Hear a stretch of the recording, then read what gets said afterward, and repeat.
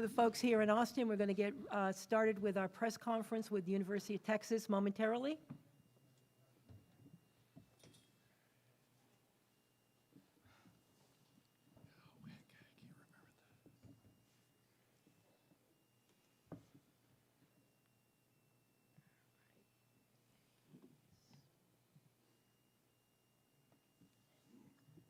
All right, well, welcome everyone to this NCAA Women's Basketball Practice Day press conference from the Frank Irwin Center on the campus of the University of Texas. I'm Barb Koval and will serve as the press conference moderator.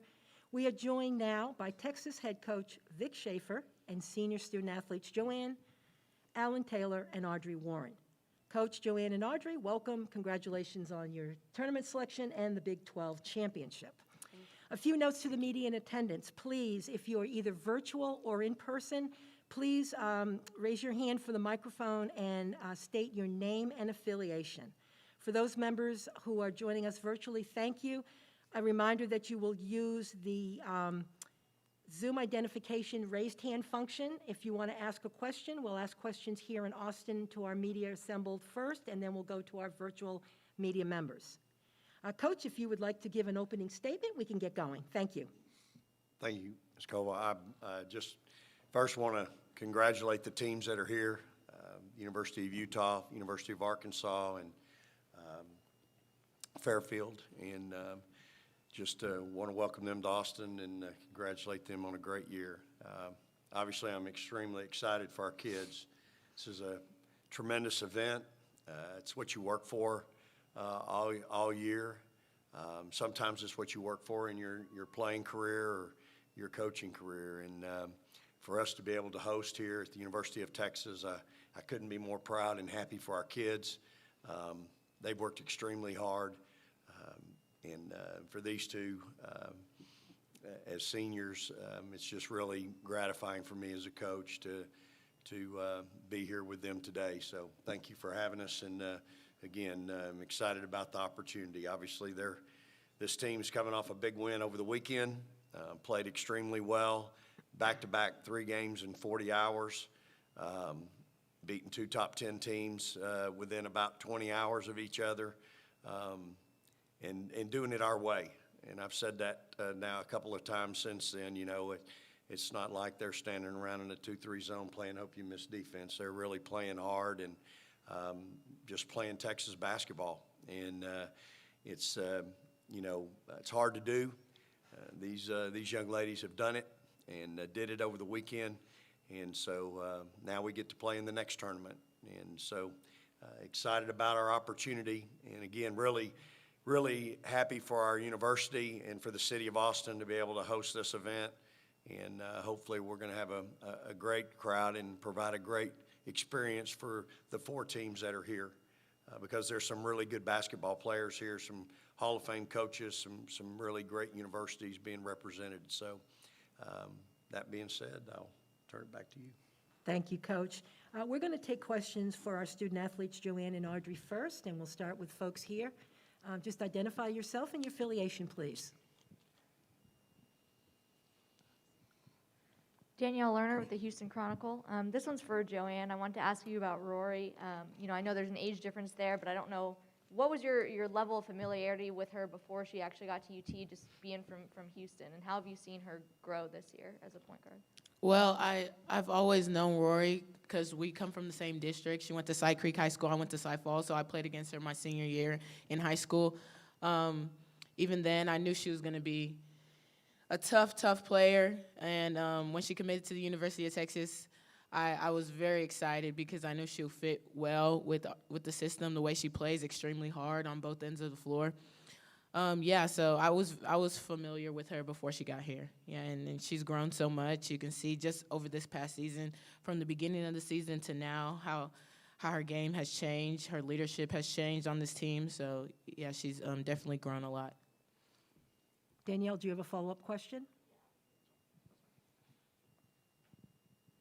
Can you expand a little bit on that, just the areas in which her game and her leadership have changed? Yep, defensively she sets the tone for us, so she gets us going on that end. and we follow suit. She plays hard on the ball, and it makes us want to play even harder, you know, in our matchups. Offensively, she's just been really, really key for us right now. High-level score in this tournament just this past weekend, and it's changed the dynamic of our team. It's taken pressure off of, you know, a lot of us because she's bringing buckets for us, and yeah, so she's grown in that area just over this past weekend. But like her leadership, her voice, you know, getting us in huddles, bringing us in, telling us where we have to be offensively. You know, so she's grown in that aspect, you know, of a point guard, really. So, yeah. Thank you for those questions. We're going to have a question coming next from Jim Vertuno of the Associated Press. Question for Audrey. Audrey, can you just talk us through the mentality of this team over this win streak? There was the back-to-back losses there, and then you guys just took off. What's been the difference in this team since then? I think that the difference has been just our focus on little details. I think a lot of us kind of swept those under the rug and didn't see the importance of it. And, you know, after you lose back-to-back like we did, it's key to focus on what you can get better at. And I think that's what everybody did, especially in practice. We locked down defensively, knowing that was what's going to win games, essentially. And I think everybody started getting in the gym a lot more after those two losses, and that's why everybody's hitting shots now. So I think just everyone coming together and focusing on what needed to be done to not make those mistakes again. Jim, do you have a follow-up?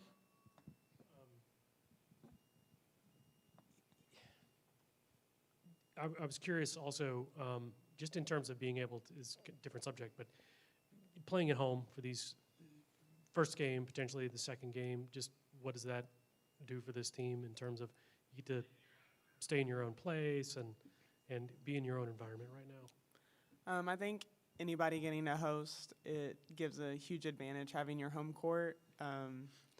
You know, hope to see a lot of fans in the stands from the area, and you know, the traveling and staying in a hotel and being in an unfamiliar area gives a lot of teams disadvantages, and I think we're going to take that to what we need to win the game.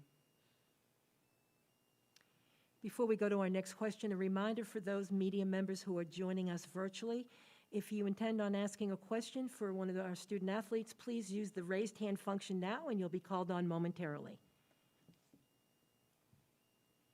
Questions here?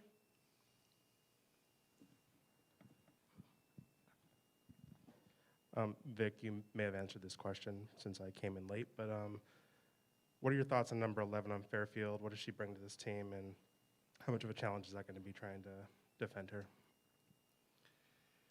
Well, she's an incredible player.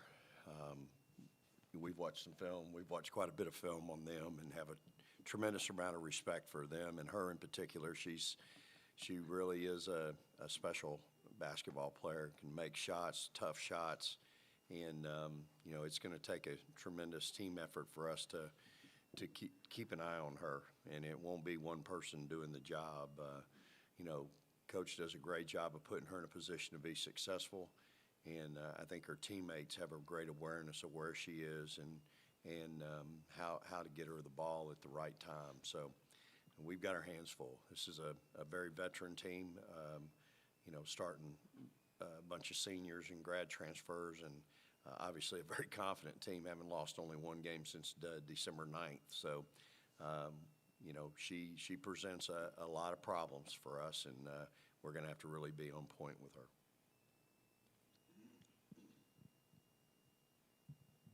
For both the players, with all the conversations around equity between the men's and women's tournaments last year, I know obviously it's the first day here, but you know, have you noticed any changes or even just had discussions within the past year among yourselves about kind of what needs to change? I think we all have discussions about it, whether it's related to basketball or not. We talk about the equity between men and women. As far as have I seen a difference? I'm not, you know, first day, so I'm not really sure yet. But I know that, you know, the NCAA and everyone else is going to work really hard to make sure both sides feel very comfortable and kind of get the same things. Just a follow up to that, and just to piggyback off of that, like, it's just nice that like this year it's like on the same level, on the same playing field. Like, there's no difference between postseason women's basketball and postseason men's basketball. So like it's just nice to just be on the same kind of stage that the men get this year. Question again from Danny Davis, Austin American Statesman. This question's for Joe and Audrey. For lack of a better word, are you all having fun this season? Have you been able to enjoy what this season is, or is this one of those things where you don't want to stop and smell the roses since there's still a lot ahead of you that you want to accomplish? I think there's yes and no with that. Yes, we're having fun, and no, we don't want to stop to smell the roses because we're not done yet, and we want to keep having fun. And I think to all of us, winning equals fun. So when you're winning like we are right now and competing like we are, I think you can see in our faces on the court and off the court how much fun we're having. Yeah, just to go off of that, winning is always fun, but like I think Coach says this a lot, success is just so fleeting, so you always want to keep chasing it. Like, you get that championship, and then, okay, after that, what's next? Like, you stop working, or you just keep going. You want to feel that again, so like, yeah, so we don't want to just bask in what we've accomplished. We want to just keep going. We have time for 2 more questions for the student athletes before they're dismissed. So we'll go back to Jim Vertuno of the Associated Press for the next question. Just to follow up on that point, you did win the Big 12 championship, the tournament championship. Huge moment, got over a program that had that had been a struggle. Was there a celebration moment, and then was there a step back, collective? Okay, that's behind us now. What was that conversation in the team? Yeah, we had Monday off, so I think all of us, took that day to celebrate and bask in the championship. Right after the game, we celebrated all night up until we landed, and Tuesday we knew it was time to go back to work because we're not done. That was one championship down. We're reaching for another one, and we knew that we couldn't, that championship didn't define who we were, and that we still needed to come to work and get ready for the next game. Any other questions for either Joanne or Audrey? Yes, back to Danny Davis of the Austin American Statesman. Joe, last year during the run to the Elite Eight, did you learn anything about what quote-unquote championship basketball is, what it means to, win a championship in March? More so that, like, if you come to play and you play your best basketball, like, it could be your night. More so, like, you have to be locked in and focused every game, and that any team has a chance. So, like, games are not won on paper. Like, I know last season a lot of people counted us out for most of those games, and I think we just played Texas basketball, and we stuck to our principles, and that's what won us the game. So I think going into this tournament this year, I think just to follow that, just to play our style of basketball and see where that gets us. So. Our next question for the players will come virtually from Lauren Moses of Bally Sports. Lauren? Hello, congrats on being there, guys. I have a question just about your underclassmen and how you think the journey has been of getting them on board. You talk about sort of having a chip on your shoulder this year after, naysayers, but what has that journey been like to get them on board, not only get caught up to speed of, the style of Texas basketball, but also understanding that there's something on the line, especially for you two as seniors? It's been a journey getting them on board and getting their mind focused on college basketball. I think a lot of young athletes, when they get to college straight from high school, you're more than likely your best player at your high school. So you probably played a lot, but then you get to college and things might not be the same for you. And I think that's discouraging for a lot of athletes, but I think Joe, Lauren, and I, and anybody else that was that's a upperclassman really tried to help them realize that it's a process and it's a team thing now, and everybody, whether you're in practice or whether we're out on the track, whether we were going through the program, it's a game, everybody has a part in what we do. They have a role. And so Coach has always talked about doing your role and doing it to the best of your ability, and that's going to help everybody win.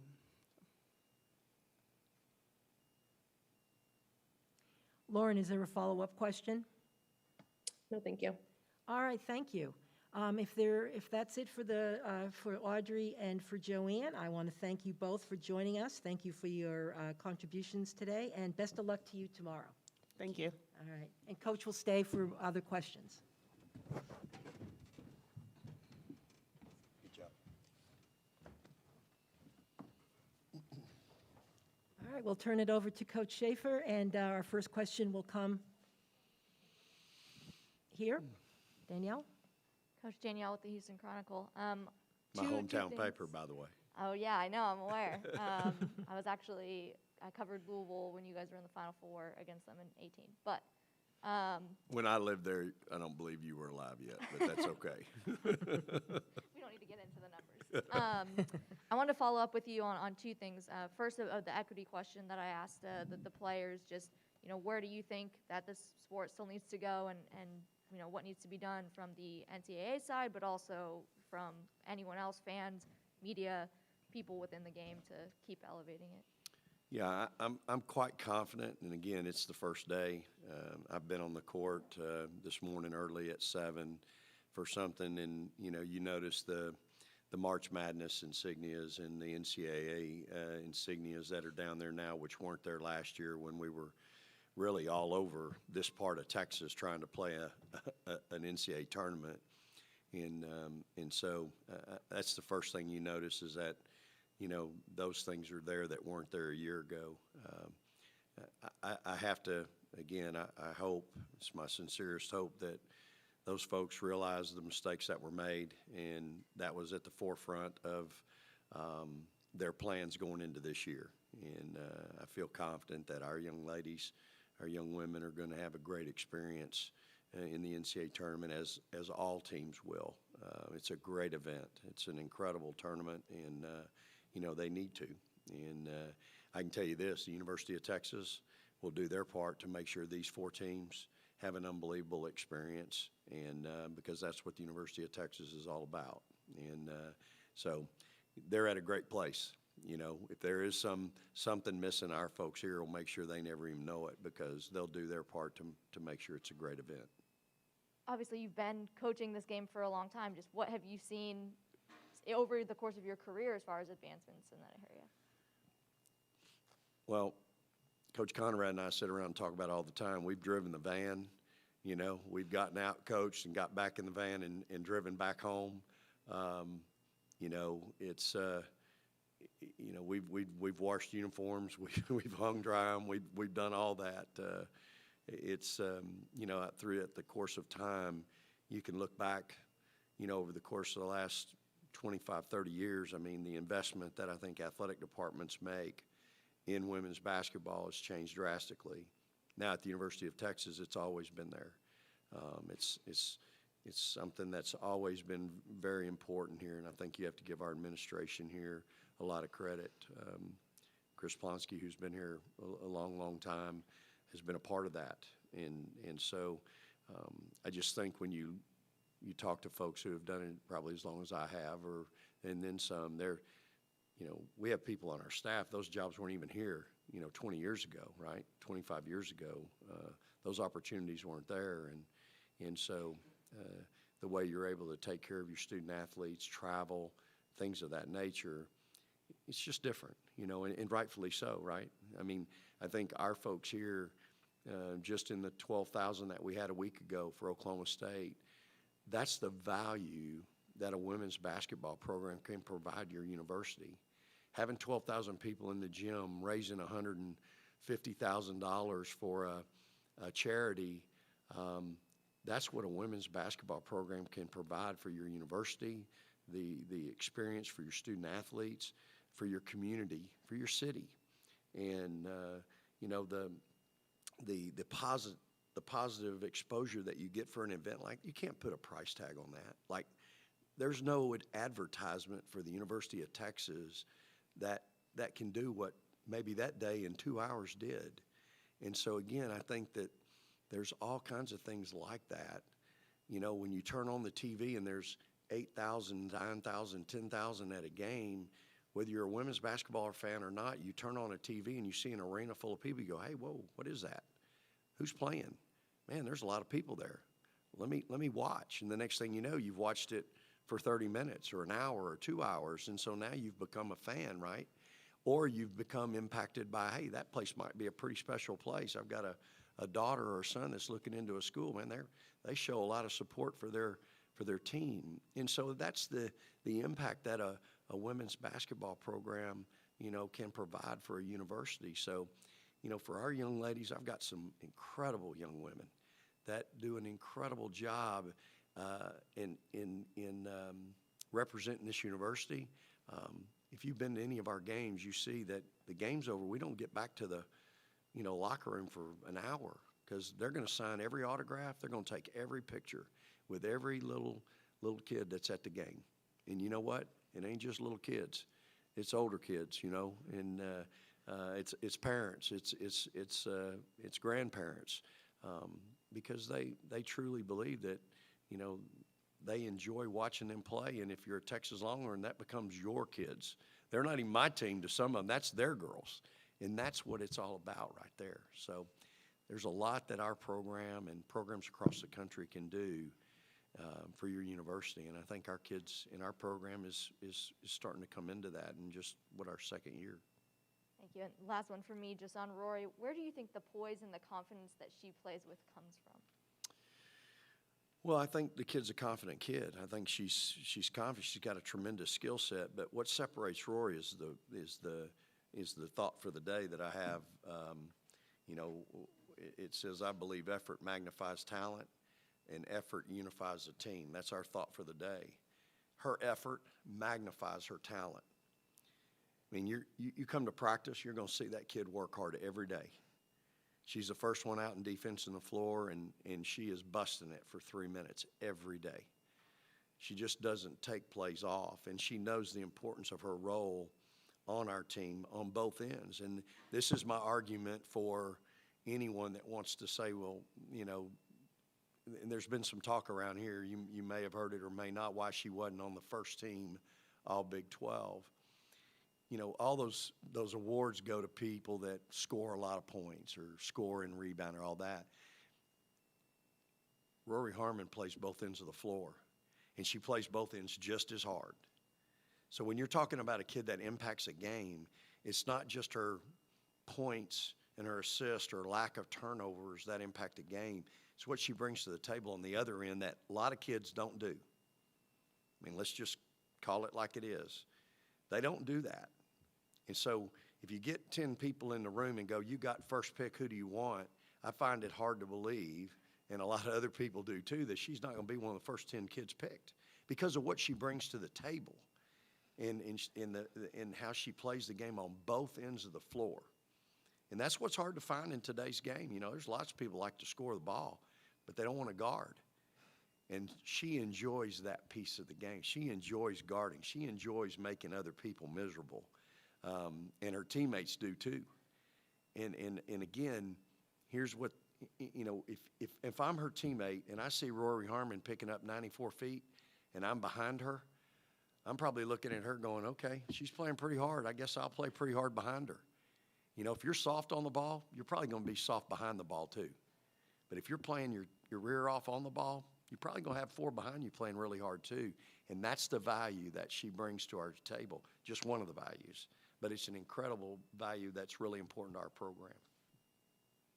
Thanks for those questions, Danielle. And before we come back to other media members here in Austin, I want to remind those who are joining us virtually that if you do have a question for Coach Schaefer, please put the raised hand function up now, and you will be called on momentarily.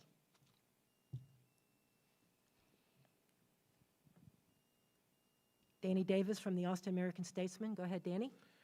Vic, I'm sure your team loved their experience last year, but do you think they fully got to enjoy it, considering the bubble and, you know, limited fans in San Antonio? Do you think they fully got to enjoy the March experience?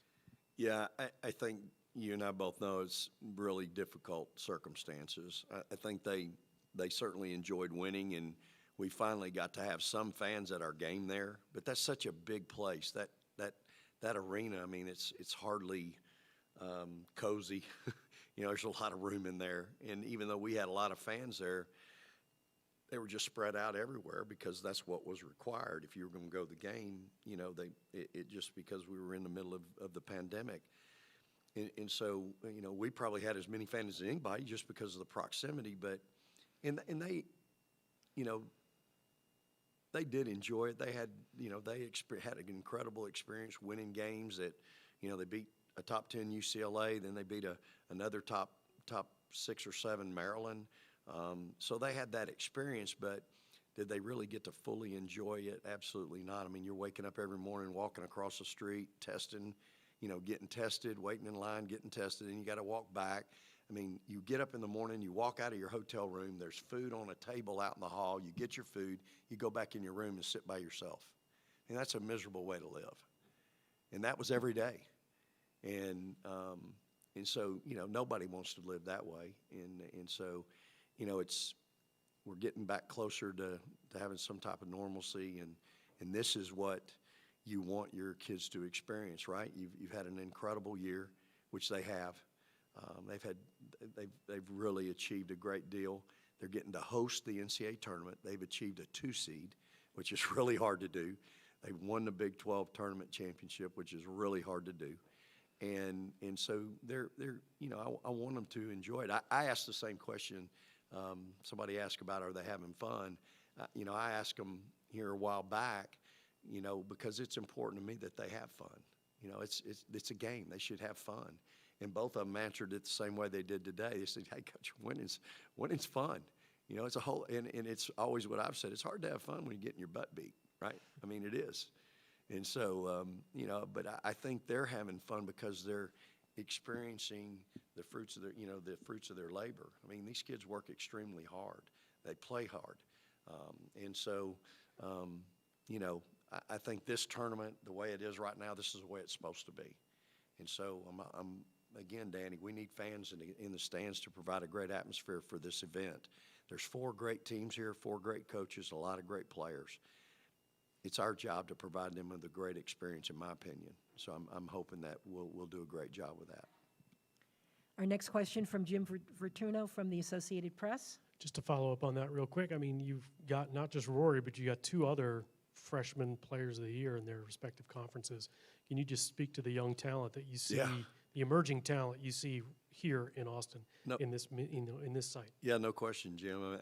I'm fully aware of those kids as well as their other teammates. I mean, there's a lot of really good players here, and great teams from great conferences and great coaches. And I think you're going to see a real high quality brand of basketball being played here. And you know, every team's got their work cut out for them. You know.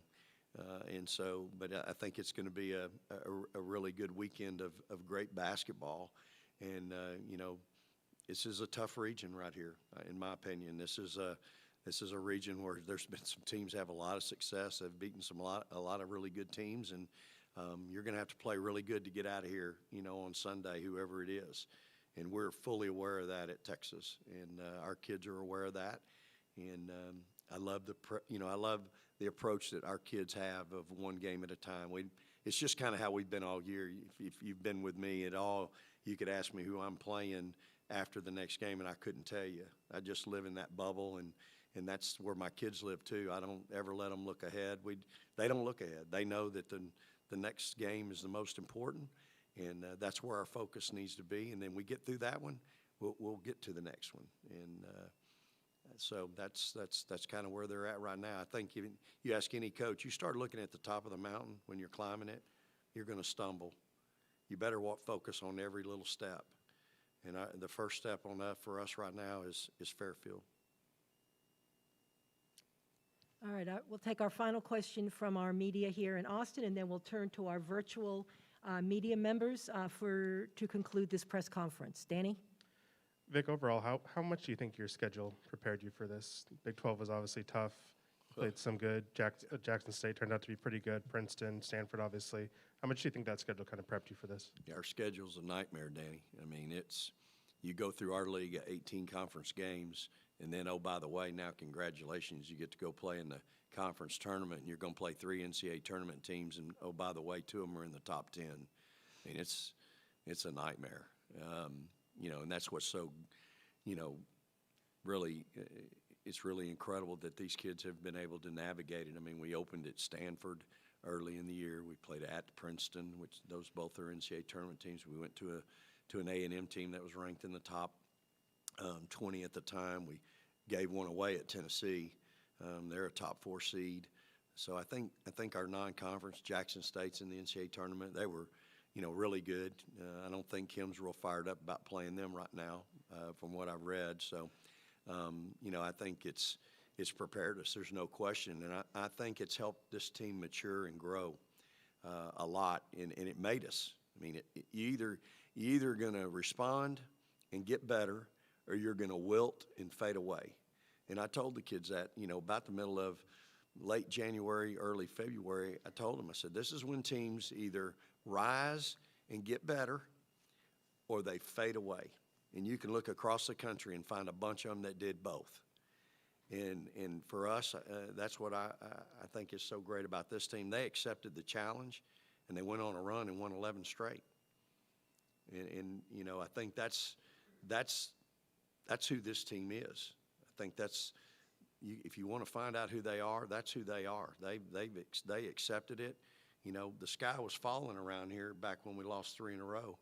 I mean, it was doom and gloom, and oh my gosh, and when are you going to be able to win, Vic? I mean, that came from my own media. And, by the way, we lost at number 10 Oklahoma on a last-second shot, and then we lose back-to-back to Baylor within 36 hours. Well, they were top 10 too, so it wasn't like we were losing to some 3-name directional school. We played, 2 great teams, three great games. So, you don't panic. You just put your head down, and your rear ends up, and you go to work. And that's what this team did. All right, we'll turn to our final questions now from our virtual media. Joining us, Lauren Moses from Bally Sports. Go ahead and ask your question. Hi, Coach. My question is back on Rory Harmon. Obviously, her hustle and effort is extremely undeniable and infectious. But I'm interested to know maybe not off the court, but what, aside from working on her skills, has she kind of put or added to her game to make her so successful? Her just being an applied movement science major. I'm interested to know if she's really taking some tips from strength and conditioning and just making sure she's taking care of her body as well during this time in her young career.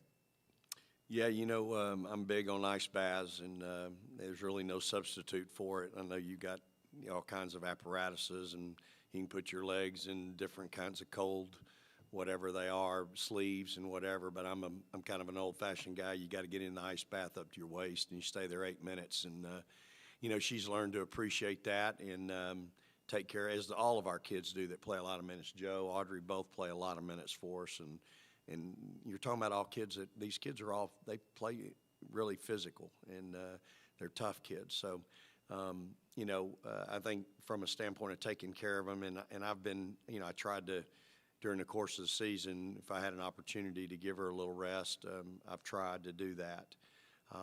But, I think the thing that's really elevated her game is just the accountability piece. Early in her career, you don't realize, at this level, like Audrey was talking about, you're the point guard, you're accountable for everybody.